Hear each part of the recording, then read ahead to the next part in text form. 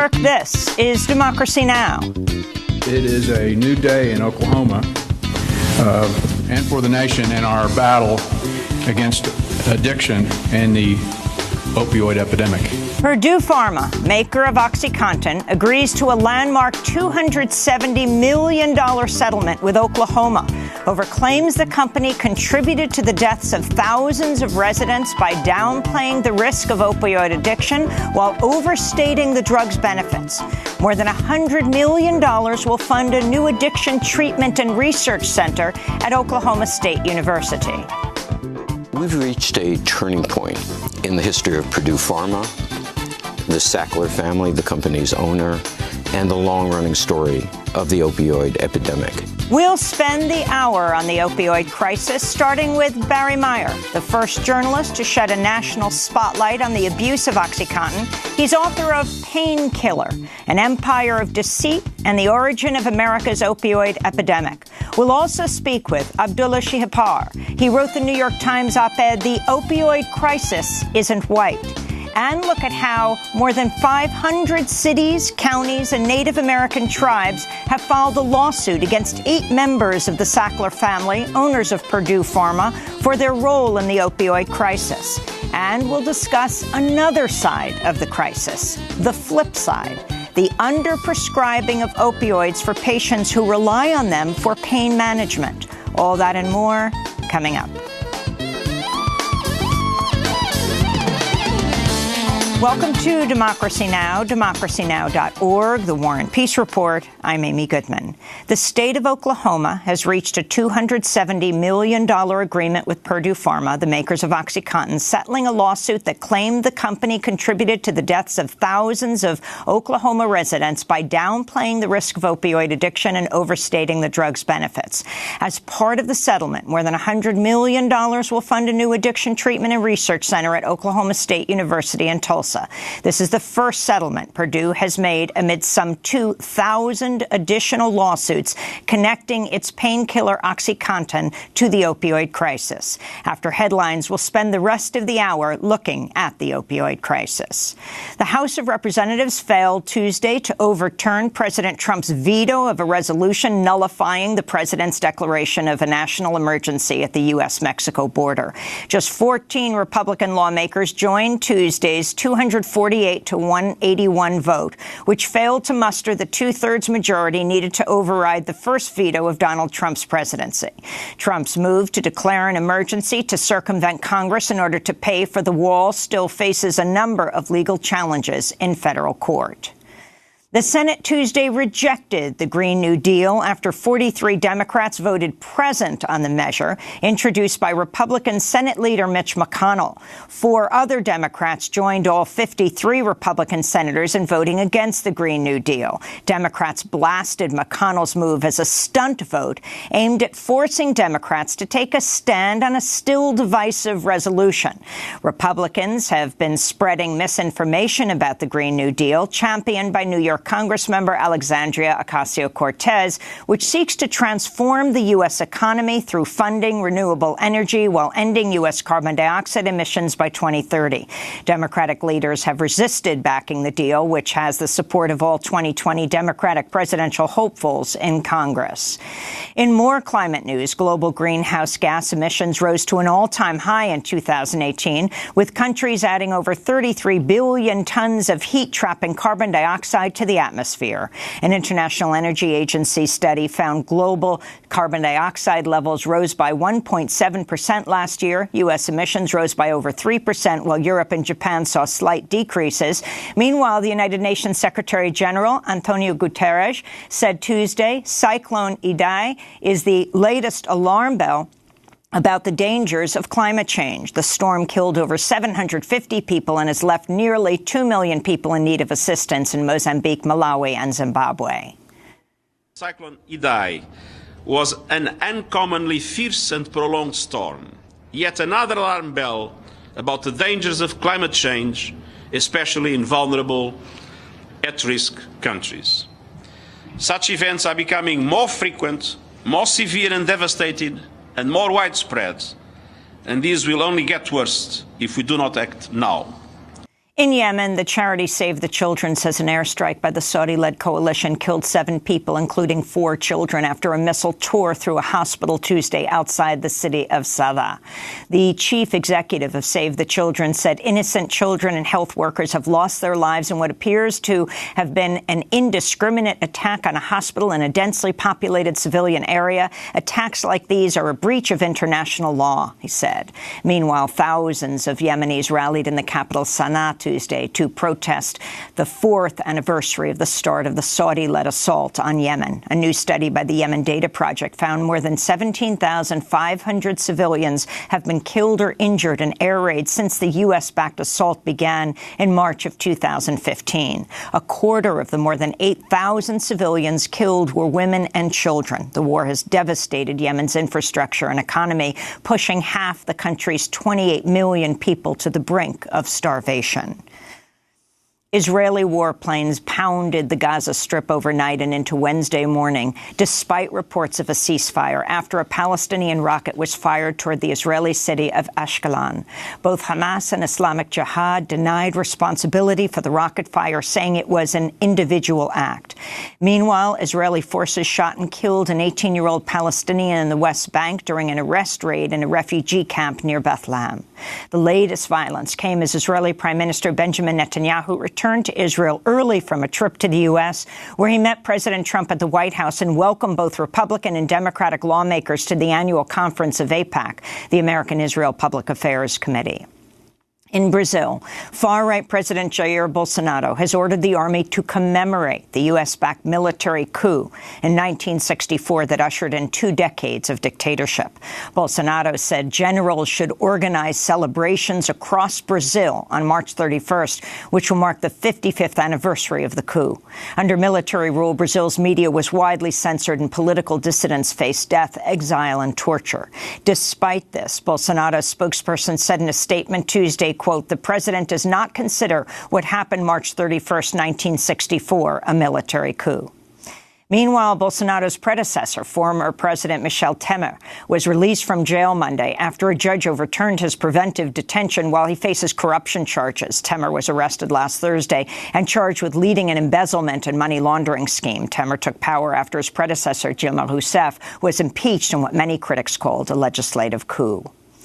In Brussels, the European Parliament's approved a massive overhaul of copyright laws that critics say will bring widespread censorship to the Internet. One measure would effectively tax Internet sites like Google when they display snippets of copyrighted material, including news articles.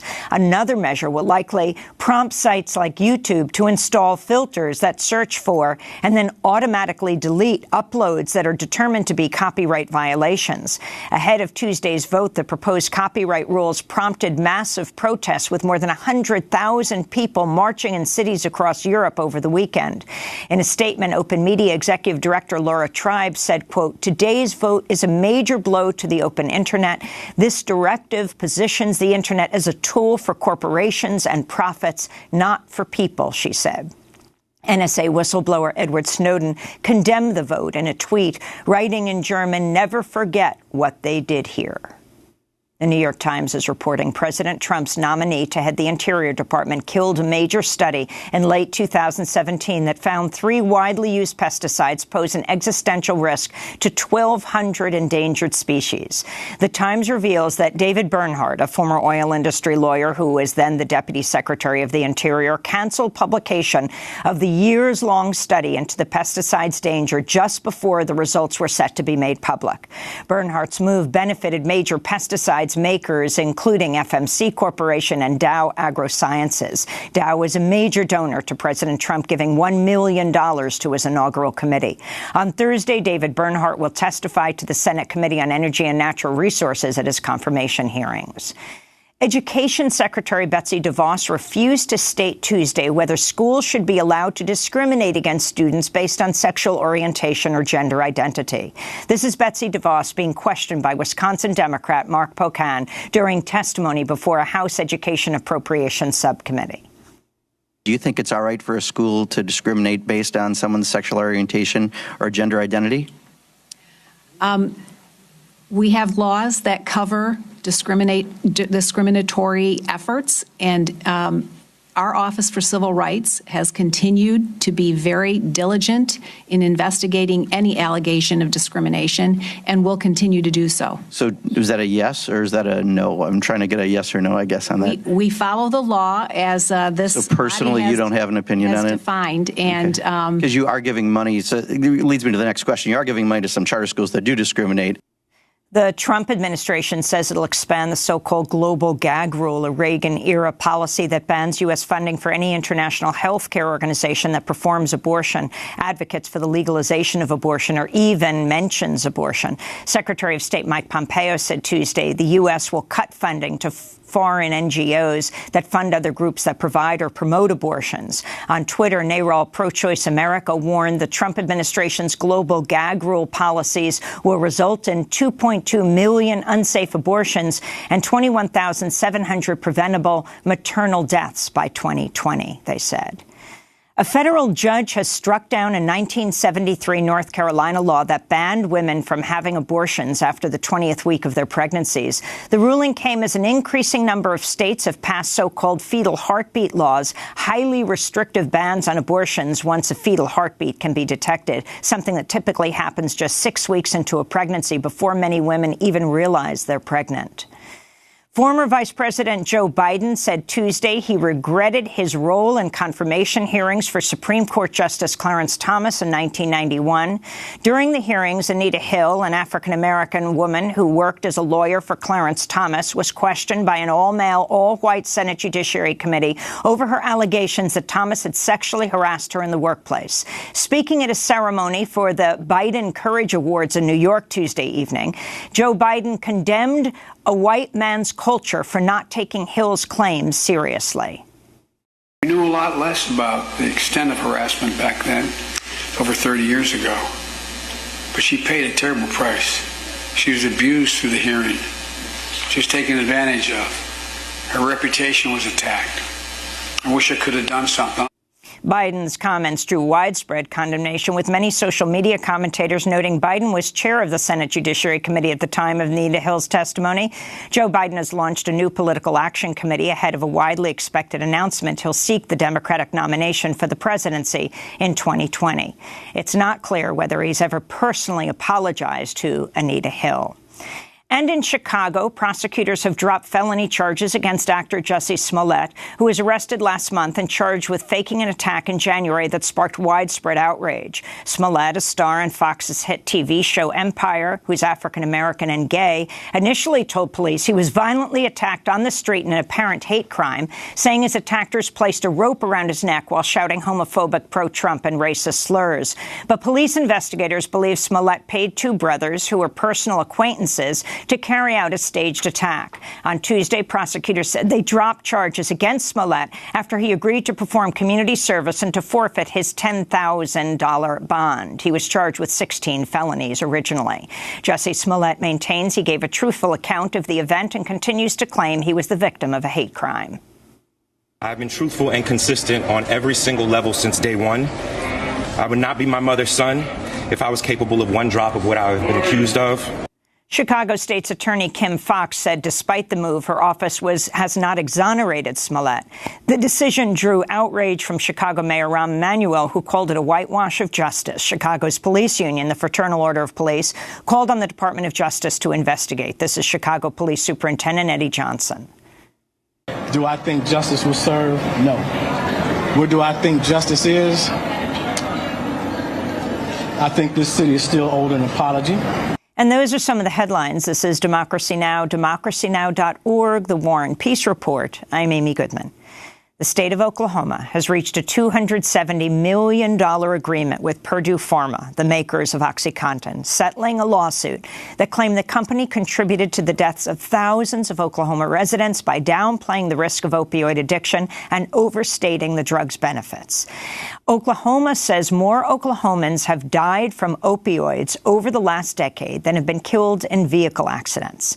More than $100 million from the settlement will fund a new addiction treatment and research center at Oklahoma State University in Tulsa. This is Oklahoma Attorney General Mike Hunter announcing the agreement Wednesday. It is a new day in Oklahoma and for the nation in our battle against addiction and the opioid epidemic.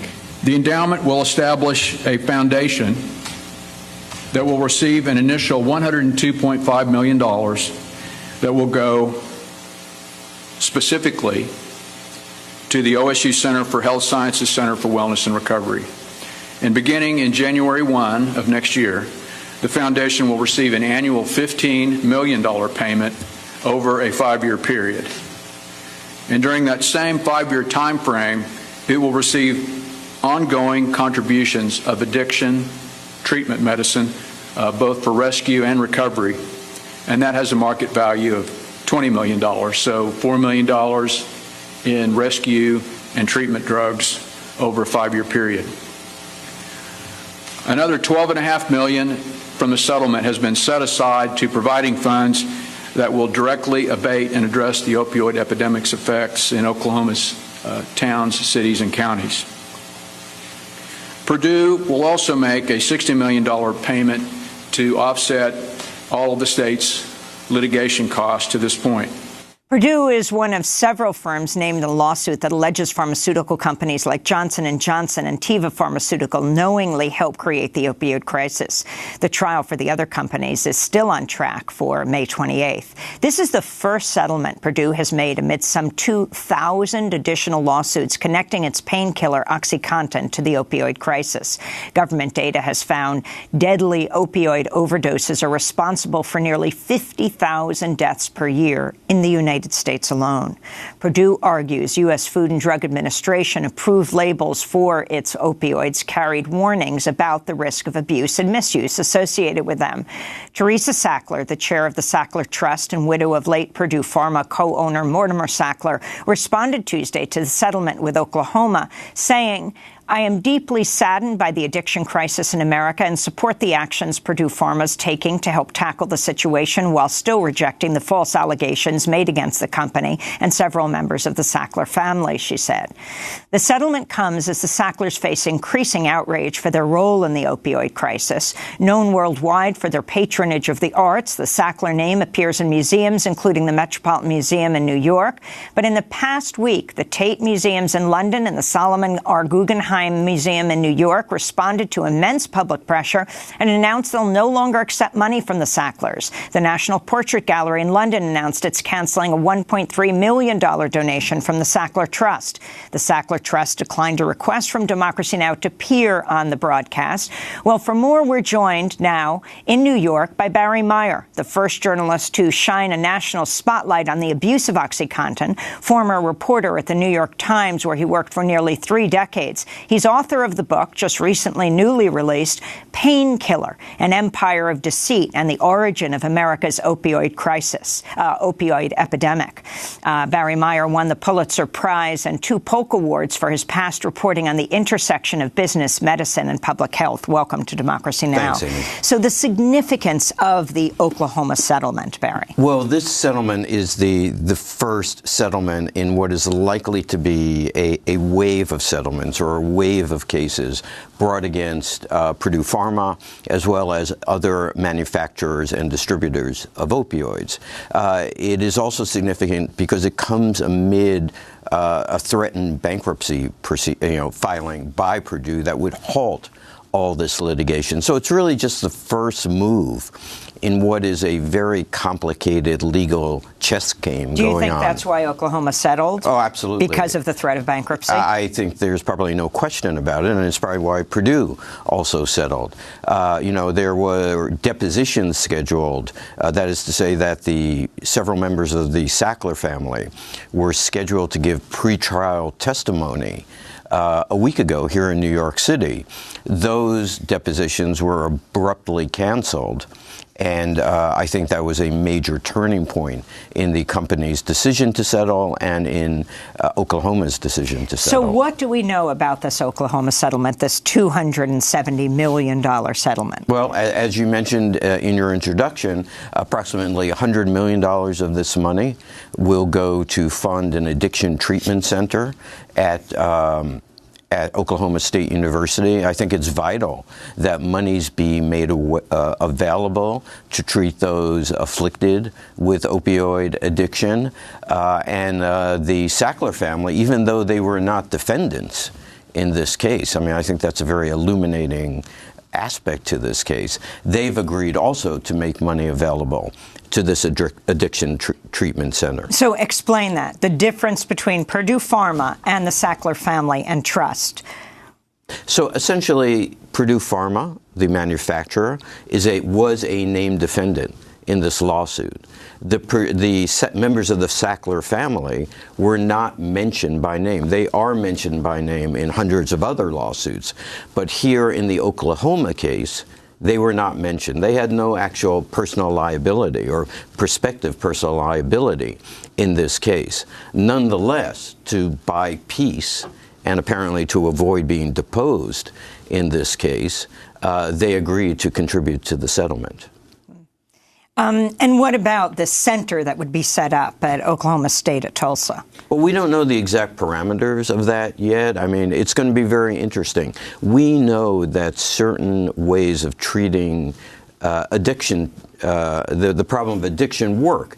They're extremely expensive. They involve not just the use of addiction treatment drugs, but extensive psychological and behavioral counseling to those afflicted with addiction. So I think, you know, what kinds of programs are going to be set up? That's going to be the real test here. Is this money going to be used wisely in terms of treating addiction, or is it going to go into the pocket of people who essentially are running addiction treatment mills, much in the same way that doctors ran pain treatment mills? Can you talk about the Massachusetts lawsuit and documents from this separate lawsuit against Purdue and the Sackler family, what they revealed? Well, they're very interesting, and I think the Massachusetts case and the Oklahoma case are counterparts to each other.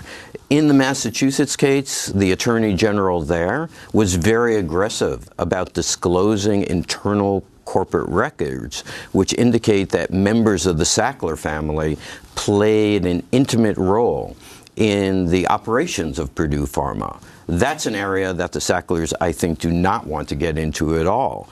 Interestingly, in the case of Oklahoma, Attorney General Hunter has apparently agreed to seal all those records, to keep those records concealed, and in some ways is helping Purdue hide the history of this epidemic. I mean, I've never spoken with with Attorney General Hunter, but I think he probably does need to offer some public explanation about why he's agreed to maintain a seal of secrecy on these records. Well, you talk about, in a piece you did for the New York Times just a few weeks ago, Sackler testimony appearing to conflict with federal investigation. I believe this has to do with Kentucky. Correct. There was a deposition that was made public very recently through the efforts of a couple of news organizations in which Richard Sackler, who's the son of Raymond Sackler and served for a while as president of Purdue Pharma, makes certain claims about when he knew about OxyContin's abuse. His statements in that deposition are at odds with documents that were unearthed by federal prosecutors when they were doing an investigation of Purdue back in the early 2000s. I kind of sketch out those documents both in the new edition of Painkiller and in an article that ran in the New York Times this year. So we have basically a conflict between what Richard Sackler testified, what these documents suggest he and other members of the Sackler family knew, and the only way to kind of bring this issue to closure and bring it to light is for these documents and all these documents to become public. And then you have this huge popular understanding of what's taken place. The Sacklers, who own Purdue Pharma, maker of OxyContin, having faced increased outrage in recent months for their role in the crisis. The family, known worldwide for their patronage of the arts, and the Sackler name, though it doesn't appear on the drugs, that's Purdue Pharma. It appears in the wings of museums all over the world, including the Metropolitan Museum in New York. In the past week, the Tate Museums in London, the Guggenheim. Talk about what they have decided. Well, I mean, they have decided that they do not want any money from the Sacklers. They apparently have taken the position that somehow this money is tainted, that a portion of this money was derived from the street sales of OxyContin, and they don't want to have anything to do with that.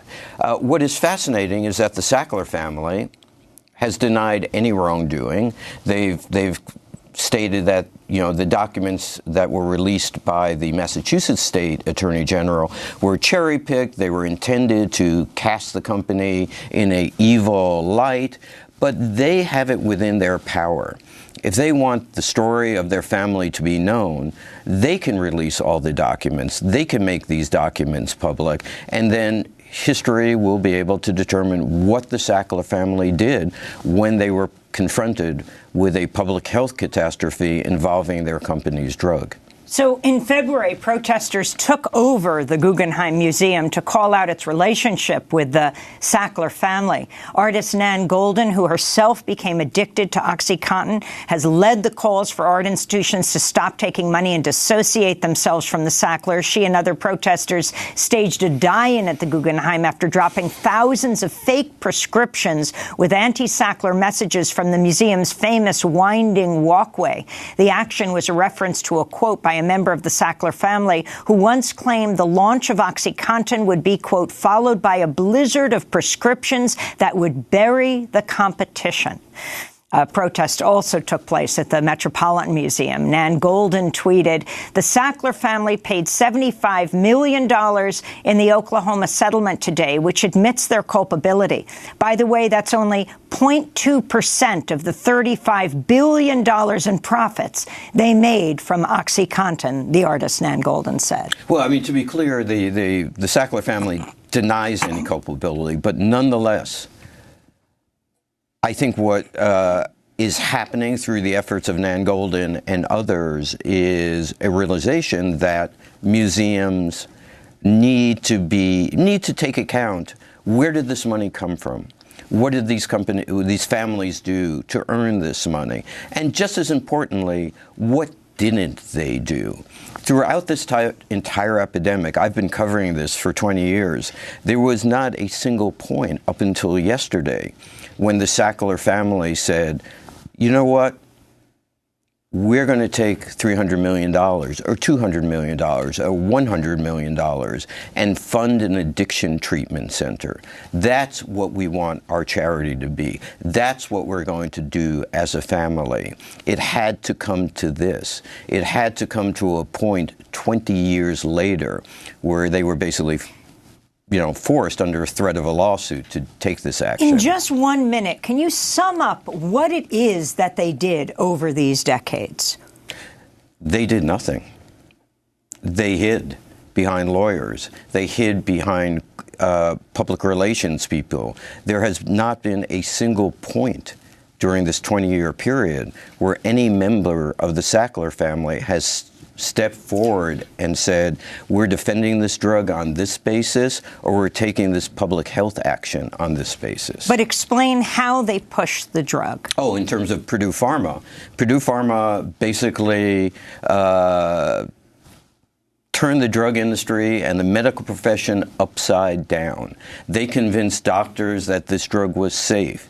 They convinced doctors that this drug had a lower risk of addiction. They admitted in 2007 that they had lied to doctors, they had lied to patients, they had lied to public health authorities, that the entire marketing of OxyContin had been built on a basis of deceit. And basically... And talk about the increasing potency of these drugs that they understood would kill people. Well, they certainly understood that people could become addicted to these drugs. They understood that the higher dosages of these drugs could pose the greatest health threats to people.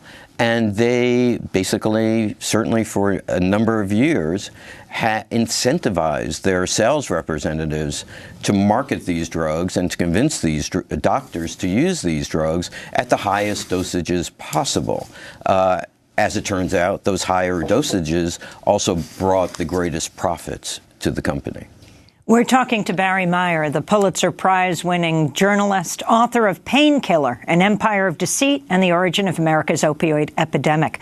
He'll stay with us for the hour, and we'll be joined by many others. We'll look at how the opioid crisis isn't white, and also how it particularly has affected Native Americans. Stay with us. Family, after serving in the conflict overseas,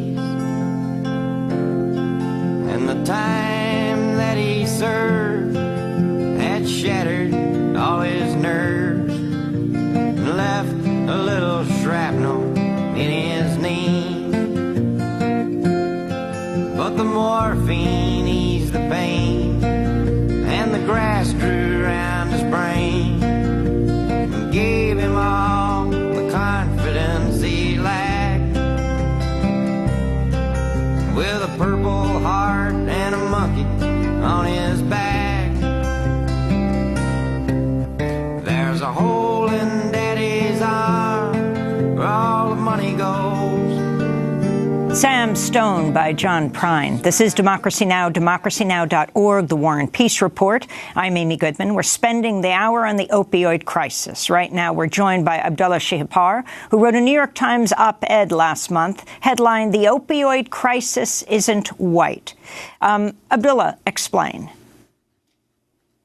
Yeah, so the opioid crisis traditionally is considered to be white because people are looking at the total numbers, which no one would deny that mostly white Americans are dying of overdose from opioids. It's about 78%.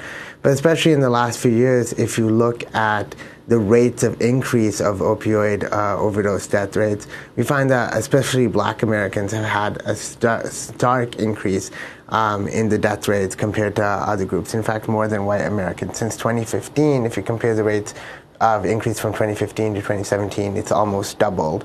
So essentially, the opioid crisis, we tend to look at it as a white problem, but when you scratch beneath the surface, you can really see that it affects the cross-sections of America. Can you talk about what you think accounts for the increase in addiction in the Black and Latino communities? Right. So we definitely know that fentanyl is a part of it. The CDC just released a report documenting fentanyl-related overdoses, which showed that Black Americans and Hispanic Americans showed a sharper rate of increase in fentanyl-related overdoses compared to white Americans. Now, that said, that's all we really know about it. We don't really know too much about why all of a sudden Black and Hispanic Americans are overdosing at greater rates than white Americans at the moment. But fentanyl is definitely part of that. But we don't know specifically. You know, for a long time, there was criticism that for the drug epidemic in this country, it was not taken seriously in any national way. It was simply criminalized, not made a public health issue. But with the opioid crisis being white, it's being dealt with in a different way. You write, where the opioid crisis has affected non-white communities, the response has often been slow and inadequate. So explain, even in the case of opioid addiction, when it comes to people of color.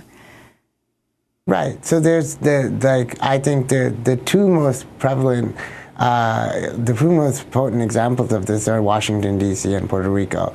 Washington, D.C., advocates have complained that their health department has not been as forthcoming or not has been as fast in terms of getting services available like naloxone distribution, naloxone being the drug that can bring someone back from an overdose. But really, the most egregious case is happening in Puerto Rico, where before Hurricane Maria, I think numbers suggested that there were about 300 fentanyl-related overdoses and about 60 related deaths. So that was like before September 2017. Since then, we have no real numbers, but advocates on the ground say that the crisis has gotten worse and there has been no state response. Unlike most places in the continental United States, naloxone is not legal for non-medical personnel to use, although some advocates on the ground are using it treat overdose, and there haven't been any federal dollars allocated for any sort of response in Puerto Rico. So really, Puerto Rico, there isn't any. We're not even surveilling the problem, so there isn't any data to suggest how bad the problem is. But by all on the ground reports, it's quite bad. You write, prior to entering public health, you'd been interested in incarceration and criminal justice. A big part of that, tied to incarceration, is drug policy and the war on drugs. Yeah. That you're from Toronto, you're now a graduate student at Brown University, where you say the opioid epidemic is as large. Right. Right, yeah, and so in Toronto, the opioid crisis is quite severe. In Canada, and people are continuing to die from overdose. In Canada, Canada has taken some steps, more positive steps than the United States have, in the sense that they do have safe consumption sites, which are basically places where people can go to use drugs in a safe way, and someone is there to respond if they overdose.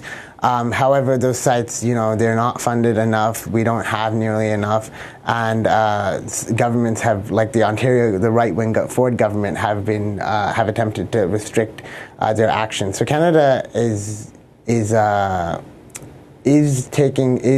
ahead of the United States in terms of its response, but there's much left to do. And the issue of Native America, the opioid epidemic there, what you have found, Abdullah.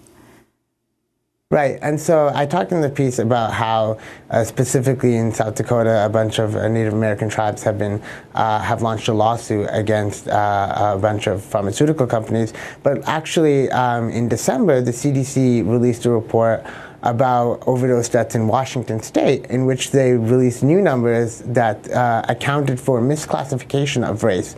And they said that they speculated that misclassification of Native American deaths has resulted in a 40% previous underestimation of their deaths. So that seems to suggest that rates of Native American, perhaps even other people, multiracial, Hispanic people, could even be higher if misclassification is an issue.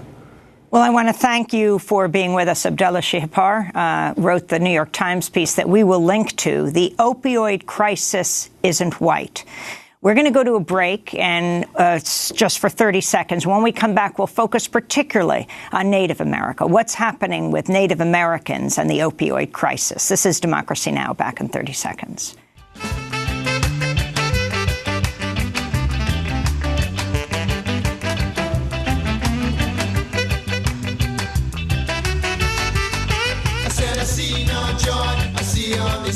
I see no chance of your bright new tomorrow. So stand down, Margaret, stand down, please stand down, Margaret. I say stand down, Margaret, stand down, please stand down, Margaret. You tell me how can it work in this all-white law? What a short, sharp lesson, what a third world war. Oh, stand down, Margaret, stand down, please stand down, Margaret. I say stand down, Margaret, stand down, please stand down, Margaret.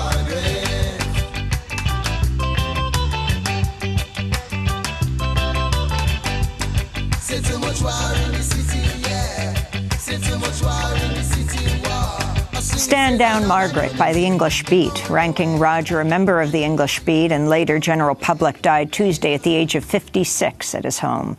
This is Democracy Now! I'm Amy Goodman. As we turn to look at how a group of more than 500 cities, counties, and Native American tribes have filed a lawsuit against members of the Sackler family for their role in creating, quote, the worst drug crisis in American history, unquote, by lying about the dangers of the opioid painkiller OxyContin and deceitful marketing of the drug. The lawsuit was filed last week in the Southern District of New York and differs from other lawsuits that targeted drug companies because it names 8 members of the Sackler family, which founded and owns Purdue Pharma, the maker of OxyContin.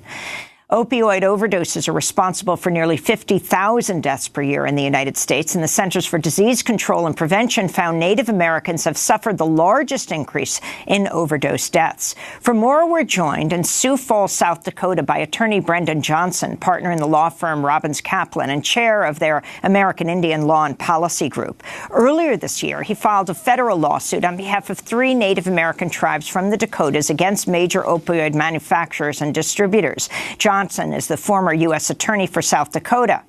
And in Washington, D.C., Stacey Boland is with us, the Chief Executive Officer of the National Indian Health Board. She's a citizen of the Sault Ste. Marie tribe of Chippewa Indians. Brendan Johnson and Stacey Boland, we welcome you both to Democracy Now! Brendan, lay out your lawsuit.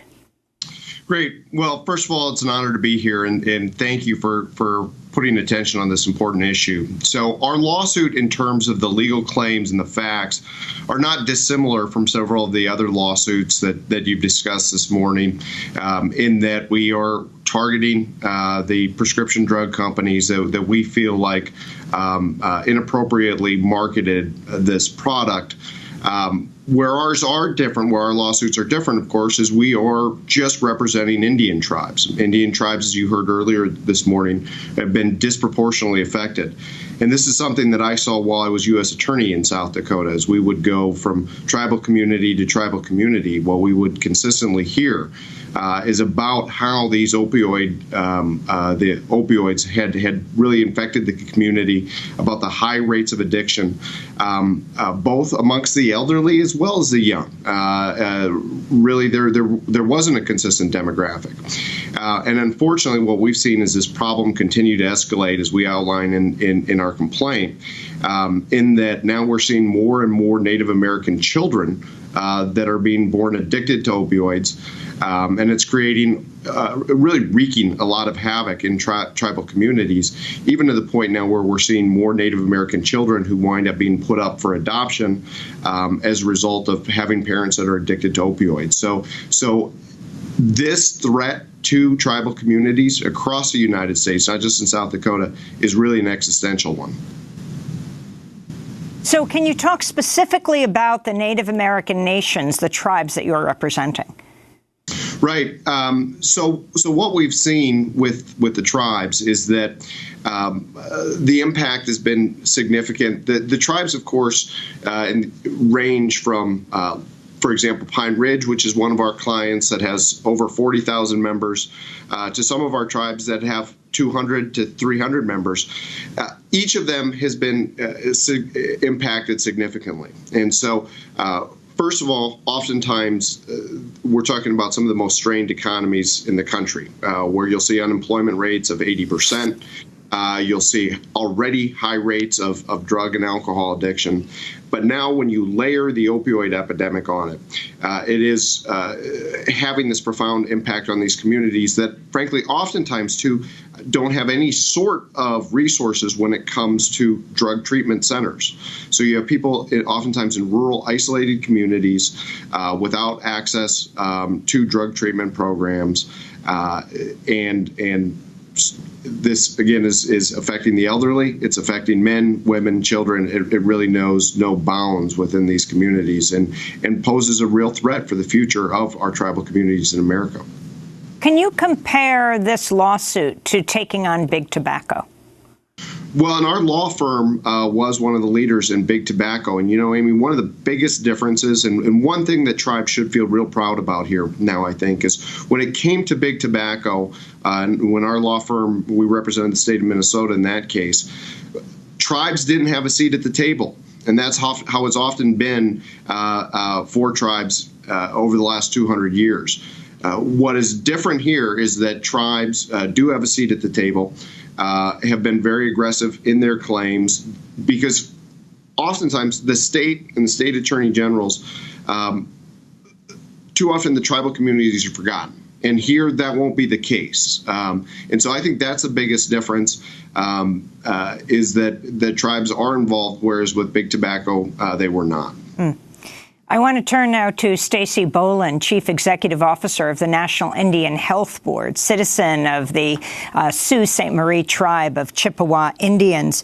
According to the Centers for Disease Control and Prevention, between 1999 and 2015, Native Americans had the largest increase in overdose deaths compared to other groups. Why, Stacey, have Native Americans been hit so hard by the opioid crisis? First of all, thank you for having me on the show. It's a real honor for the National Indian Health Board to be here. I think there are a lot of complex reasons why this crisis has hit Indian country harder than other places, but those reasons translate to all of the other health disparities and health challenges that tribes face as well. I think that you're looking at very vulnerable populations of people who have a relationship with the federal government through the treaties, the trust responsibility, and have very vulnerable healthcare systems that are funded below 50% of need, despite those funds being promised through treaties, law, and the political status of our people through the U.S. Constitution. So you are dealing with rural and remote America in many cases. However, I think one of the foundational issues that's really important to understand is that because of our status as sovereign nations and our relationship with the federal government, when funding is brought from Congress through state block grants to fight the opioid crisis, the states are under no obligation to share any of that funding with tribes because the relationship is with the federal government. So I think you have a number of circumstances conspiring. One is structural. One is unmet promises to Native people that have existed before the existence of this country. One is communities that live with the trauma, post-colonial trauma that they have experienced in their own ways, their own unique ways. And there are a number of ways to address the crisis, but I think those are some of the elements of why it's hit our people so hard. Can you link this, Stacey Boland, to the number of medical students and Native American medical students and doctors? Absolutely. I think one of the greatest challenges that Indian country faces is we lack healthcare providers in a very profound way. We have vast openings for physicians, dentists, behavioral health professionals, substance abuse professionals. Every ethnicity in the United States, every sort of group of people in the U.S. who attend medical school, all of their numbers are increasing for the number of graduates of medical school. Ours are actually declining. And that's declining from a number that was already not representative of our people. We had 11 graduates of medical schools last year, and I believe the number was 5 the year before. It's very low, very challenging to get our people into medical schools and get them graduated. Actually, we have high acceptance rates, but the way to fund being a medical student and the kind of supports that an individual needs to be successful are absent in our communities. Can you talk about how tribes have taken matters into their own hands in dealing with the opioid epidemic? You've testified before Congress. What are you calling for?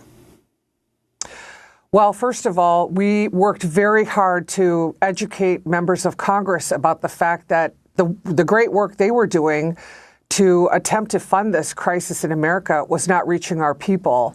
And we did have some success in getting earmarked funding, $50 million in 2018 and 2019 to go directly to tribes to help with this crisis. So we were very grateful for that. That needs to continue and increase. We also call for more healthcare providers in our communities who are well qualified to help in these kind of crisis situations. We need economic development investment. You have heard the statistics. Some of our communities have up to 80% unemployment. That creates a foundation of vulnerability that impacts every aspect of life. And while this economic current status is being talked about as how strong our economies are in this country, that's not reaching Indian country either. So I think the number one disease that our people suffer from is anonymity or invisibility. People don't think about Indians. They don't have knowledge of the treaties that exist in the social contract between the U.S. government and the many Indian nations. But some of the tribes are able to use their own resources to create clinics, to partner with local and state governments when possible. Washington State, tribes in Washington State, led by the Swinomish tribe, are doing an excellent job of creating clinical opportunities for people to receive drug treatment, drug counseling, and preventative measures.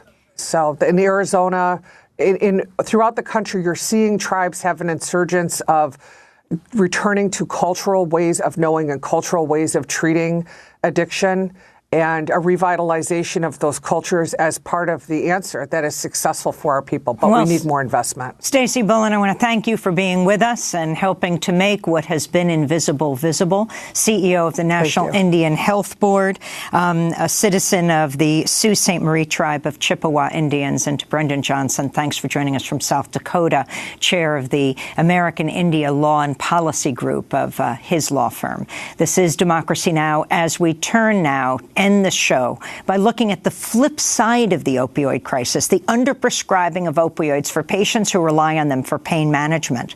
This month, more than 300 doctors and medical researchers sent an open letter to the Centers for Disease Control and Prevention, the CDC, that warns patients have been harmed by a lack of clarity and guidelines for prescribing opioids. The CDC revised the guidelines for primary care physicians in 2016 in order to improve safety and reduce risks associated with long-term opioid therapy for chronic pain. But many say the new guidelines caused confusion and led to reduction or discontinuation of opioids for people who responsibly use the medication to manage pain related to cancer and multiple sclerosis, lupus, fibromyalgia. A survey by the Pain News Network found more than 85% of patients say the CDC's guidelines have made their pain and quality of life worse. Almost half those surveyed said the poor management of their pain prompted them to consider suicide. For more, we're joined by Terry Lewis, social scientist, rehabilitation practitioner, clinical educator, who's running a national survey of patients and physicians to calculate the impacts of changes in chronic pain treatment. Welcome to Democracy Now!, Terry.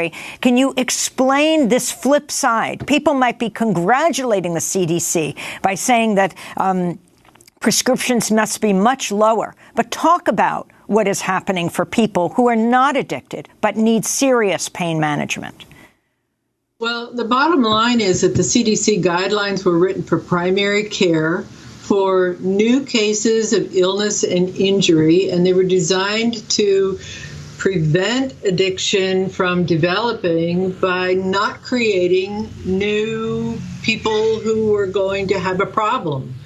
The problem that we're seeing is that these guidelines have been adopted and incorporated into federal and state regulations in a way that they were never intended to. And we have characteristics in our population that we haven't accounted for in this design. We've got an aging population. We've got an existing multiply chronic care population that is on the books. These are people who are stable or have been stable in care, and they are no longer getting the care that they need because we have applied and adopted a one-size-fits-all policy, a square peg in a round hole. And that we're seeing that problem develop in creating structural barriers throughout the whole care system. So people are losing the ability to have their drugs paid by insurance. What role do pharmacies play in this? Pharmacies are enrolled in insurer networks. Their job is to be a party to the dispensing decision that is made for people who live both in urban environments and rural environments. As the DEA reduces the available supplies, the job of the pharmacist is now to parse and determine who is a legitimate patient at the dispensing end versus who is not, and secondarily to determine who's a reliable, legitimate prescriber and who is not. And that is a new role for pharmacists. I want to go to former Attorney General Jeff Sessions speaking in February of last year about the opioid crisis. We need to stop addiction. The plain fact is, I believe, and I am operating on the assumption that this country prescribes too many opioids. I mean, people need to take some aspirin sometimes and tough it out a little bit. That's what General Kelly, he's a Marine. He had a surgery on his hand, it's painful surgery. He said, I'm not taking any drugs. It did hurt, though. It did admit it hurt. But, I mean, a lot of people, you can get through these things. That Jeff Sessions say, just take some aspirin. I want to bring Barry Meyer back into the conversation, author of Painkiller, An Empire of Deceit and the Origin of America's Opioid Epidemic. What about this flip side, the people who desperately need chronic pain management, and now they're losing their insurance for these drugs? Well, the management of pain is an extremely complicated issue. And I agree with what Ms. Lewis said about there being a need for those patients to receive appropriate treatment. Appropriate treatment, however, doesn't necessarily mean opioids. One doesn't equal the other. I think what medical institutions are trying to do are use other technologies, other means of managing pain other than opioids. And the successful application of those strategies has great value for patients in pain. Because while we focus a lot on addiction, there are other serious health consequences to the long-term use of high doses of opioids. They have a range of side effects that patients would be to be without. So I think what we need to see and encourage is an evolution in pain management, and I think pain patients are a critical part of that evolution. Terry Lewis, can you respond to Barry Meyer? Yes, I'd like to. First of all, I've been surveying this population since 2012. The majority of people that we're concerned about are people with 6 or more chronic comorbid conditions. These are people who have been folded up in car wrecks by freight trucks.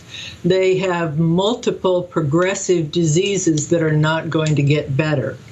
By denying care at this level without a replacement system, we are denying people treatment. We do not have replacement treatment to deal with the kinds of problems that these folks have.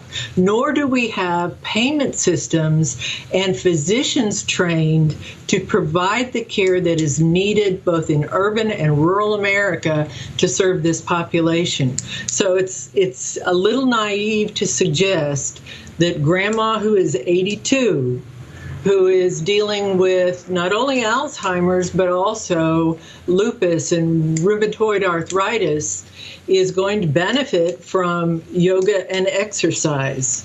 We have a very diverse, complex problem. There are at least 4 populations of pain patients in this problem, and we need to get the data right. Last comment, Barry Meyer. Well, I think that we have experienced a huge public health problem. Part of it has to do with the overprescribing of opioids.